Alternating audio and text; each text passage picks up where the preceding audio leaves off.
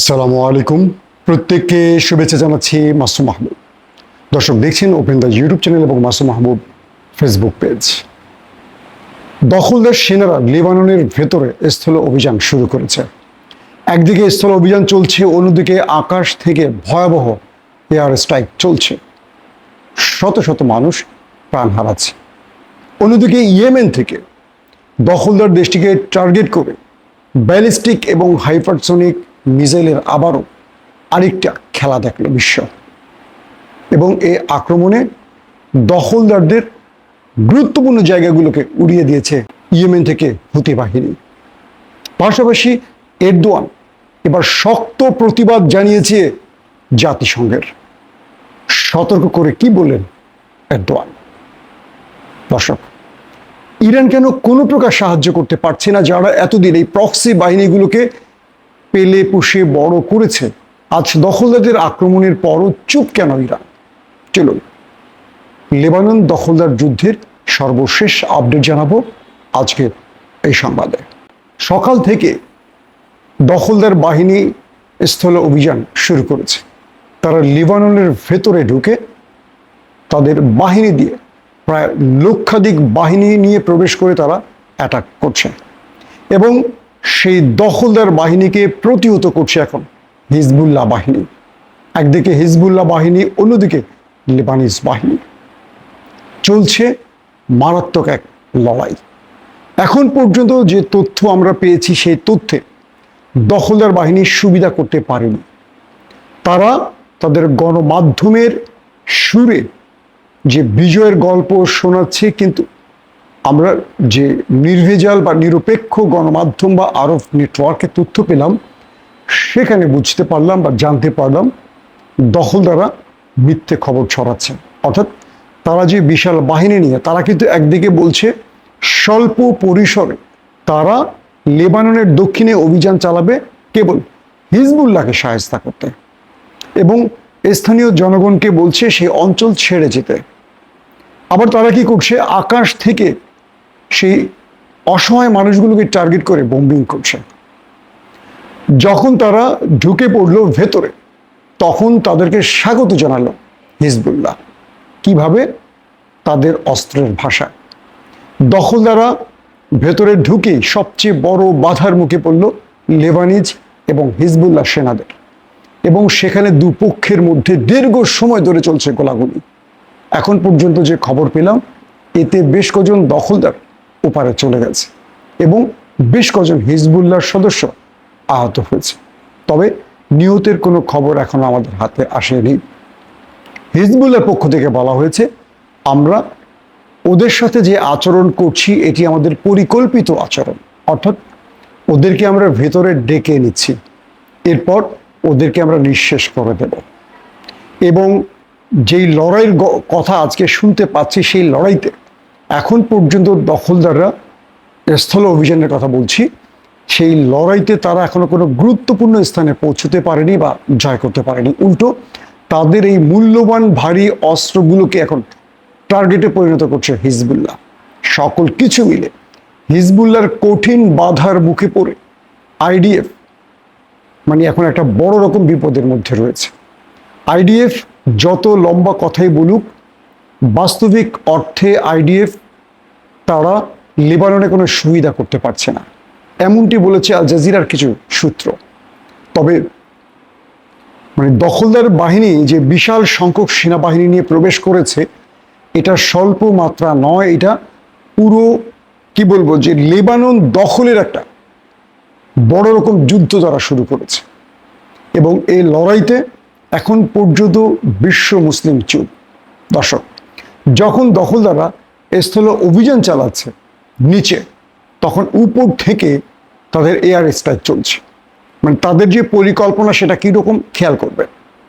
সীমান্ত দিয়ে তাদের বাহিনী ঢোকাচ্ছে এবং তাদের প্রতিহত করতে হিজবুল্লাহ যখন এগিয়ে আসছে, তখন হিজবুল্লাহকে টার্গেট করে উপর থেকে তারা বোম্বিং করছে F-35 কিংবা F-16 মাধ্যমে। তো হিজবুল্লাহ তো জানে যে তারা এই কাজটি করবে, তারা এই কাজটি গাজাতেও করেছে। তো তারা এখানে একটা কৌশল অবলম্বন করছে। কি সেটি? হিজবুল্লাহ থাকছে টানেলের ভেতরে, সুড়ঙ্গের ভেতরে, এবং বিভিন্ন গাছের সাথে তাদের ক্যামেরা সেট করা, এবং সেখান থেকে তারা বোঝার চেষ্টা করছে যে তাদের ট্যাঙ্ক সাজোয়া যানগুলো কত দূর আসছে। যখনই দেখছে যে তারা নিকট বা তাদের রেঞ্জের মধ্যে চলে আসছে, তখনই সুড়ঙ্গ থেকে বেরিয়ে তাদের উপর আক্রমণ করছে। অন্যদিকে তাদের যুদ্ধ বিমানগুলো, তারা দেখছে যে মাঠে কোনো হিজবুল্লাহ নেই, বরং তাদের সেনারা ঢুকছে। তখন তারা যখনই মুভমেন্টে যায়, তখনই এই আক্রমণ শুরু করে। এবং আজকে আমার বেশ কজন বাংলাদেশের সাথে কথা হয়েছে যারা লেবাননের বৈরুতে রয়েছেন। তারা বলছেন ভয়াবহ বোম্বিং চলছে, ভয়াবহ। এবং যারা বাংলাদেশের কমিউনিটির সদস্যরা আছেন, তারা এখন পর্যন্ত কেউ হতাহত না হলেও তারা বলছেন যে একটা ভয়ঙ্কর পরিবেশের মধ্যে আছে বাঙালি পরিবারগুলো। প্রতিটা মুহূর্তে তারা একটা বড় হামলার আশঙ্কা করছে। এবং বাংলাদেশের অনেক লোক রয়েছেন লেবাননে। তারা বলছেন যে আমাদের যে বাংলাদেশের হাই কমিশন বা আমাদের যে এম্বাসি, সেই যেখানে আক্রমণ করা হচ্ছে বৈরুতের, সেখান থেকে তারা একটা ভিন্ন জায়গায় সরে গেছে এবং বলা যাচ্ছে অনেকটা অস্থায়ী ক্যাম্পের মতো বা স্বল্প পরিসরে তারা এখন কাজ করছে। এবং প্রতি মুহূর্তে বাংলাদেশিদের সাথে বাংলাদেশের এম্বাসির যোগাযোগ রয়েছে, তারা সকল বিষয়ে তদারকি করছে। যে দখলদার বাহিনী তারা হিজবুল্লাহকে টার্গেট করবে, তারা এখন চলে গেছে অন্যান্য মানুষের উপর আক্রমণের পরিকল্পনা নিয়ে। একদিকে আক্রমণ করছে নিচে, একদিকে উপরে। ইতিমধ্যে যে তথ্য পাওয়া গেছে, সেই তথ্যে 95 থেকে 100 জন নিহতের খবর পাওয়া গেছে। 95 থেকে 100 জন লেবানিজ প্রাণ গেছে, এরকম তথ্য পাওয়া গেছে। অন্যদিকে আজকে ইয়েমেন থেকে অ্যাটাক করা হয়েছে।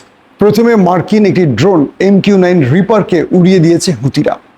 এরপর প্রায় 5 থেকে 8টির মতো ঝড়গতির মিসাইল দখলদার দেশটিকে টার্গেট করেছে। এর মধ্যে বেশ কয়েকটি খোদ রাজধানী তেল আবিবে হামলা করেছে এবং আরও কয়েকটি শহরে হামলা করেছে। অন্যদিকে লেবাননের হিজবুল্লাহ বাহিনী ইলাদ, হাইফা সহ আরও কয়েকটি শহরে মিসাইলের ঝড় বইয়ে দিয়েছে, অর্থাৎ বৃষ্টি বয়েছে মিসাইল কিংবা রকেটের। যখন দখলদার বাহিনী দেশটির ভেতরে তাণ্ডব চালাচ্ছে, তখন তাদেরকে হিজবুল্লাহ প্রতিহত করছে। আর হিজবুল্লাহর অপর একটি বাহিনী তাদের মিসাইল এবং রকেটের মাধ্যমে দখলদার দেশটির গুরুত্বপূর্ণ স্থানে আক্রমণ করছে। একসঙ্গে দুটো জায়গায় লড়াই ছড়িয়ে পড়ছে। ইতিমধ্যে রজব তৈয়ব এরদোয়ান স্পষ্ট করে জাতিসংঘকে হুঁশিয়ার করে বলেছে যে গাজাকে ধ্বংসস্তূপে পরিণত করেছে, কিন্তু কার্যত জাতিসংঘ কোনো ভূমিকা রাখতে পারেনি। এবং পশ্চিমাদের সমালোচনা করে এরদোয়ান বলেছেন, তারা বলছে একটা, করছে আরেকটা। তারা বলছে যুদ্ধবিরতির কথা, তারা আবার গোপনে অস্ত্র, সেনা, এয়ারক্রাফট ক্যারিয়ার এগুলো দিয়ে সাহায্য করছে। এরদোয়ান বলেছেন স্থায়ী যারা জাতিসংঘের স্থায়ী সদস্য যারা, আমেরিকা, রাশিয়া, চীন সহ, এরা কখনো কোনো বিষয়ে একসাথে সিদ্ধান্ত নিতে পারে না।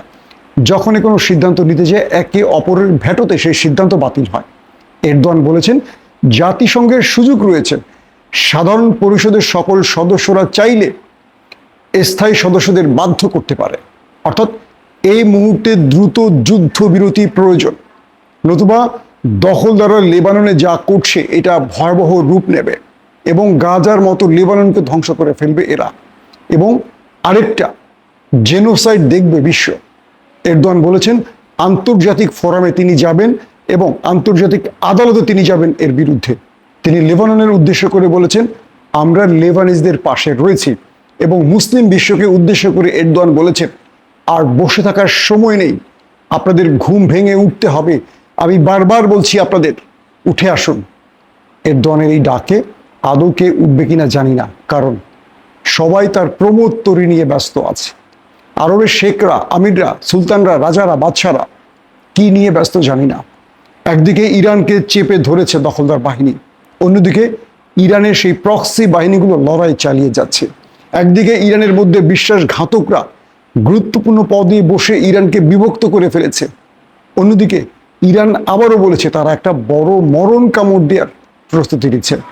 ইরান কি আদৌ পারবে মরণ কামড় দিতে? তবে হিজবুল্লাহ ছেড়ে কথা বলছে না। ইসলামিক রেজিস্ট্যান্স ছেড়ে কথা বলছে না, তারা দখলদারদের প্রতি উত্তর দিচ্ছে ঠিক মতো। একটা কথা বলি আপনাদের, হতাশ হবেন না। আমি হতাশ হওয়ার পক্ষে না।